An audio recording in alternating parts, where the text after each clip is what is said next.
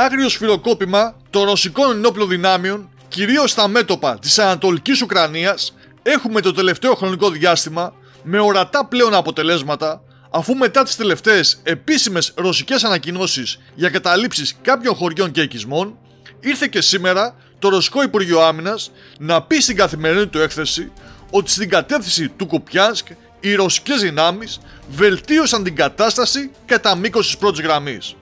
Αυτό φυσικά σημαίνει ότι οι Ρώσοι προχώρησαν, χωρίς ωστόσο το Ρωσικό Υπουργείο Άμυνας να δίνει περισσότερες λεπτομέρειες.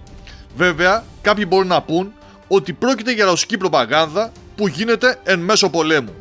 Να όμως που η δυσκολία της κατάστασης στα μέτωπα αλλά και η αυξημένη ρωσική κινητικότητα επιβεβαιώνεται και από Ουκρανούς αξιωματούχους, όπως είδαμε σε χθεσινό δημοσίευμα του Διεθνούς Ειδησιογραφικού Δικτύου CNN,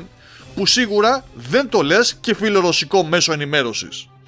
Έτσι, όπως γράφει το άρθρο, αρκετοί Ουκρανοί στρατιωτικοί αξιωματούχοι είπαν χθες Σάββατο ότι οι ρωσικές δυνάμεις διεξάγουν επιθέσεις σε μεγάλο μέρος της πρώτης γραμμής και μάλιστα εκπρόσωπος του Ουκρανικού στρατού, μιλώντας στην Ουκρανική τηλεόραση, είπε ότι ο εχθρός επικεντρώνεται σε μεγάλο αριθμό επιθέσεων πυροβολικού προσπαθώντας να προχωρήσει.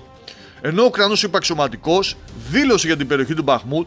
πως ο εχθρός συγκεντρώνει δυνάμεις, επιτίθεται κάθε μέρα.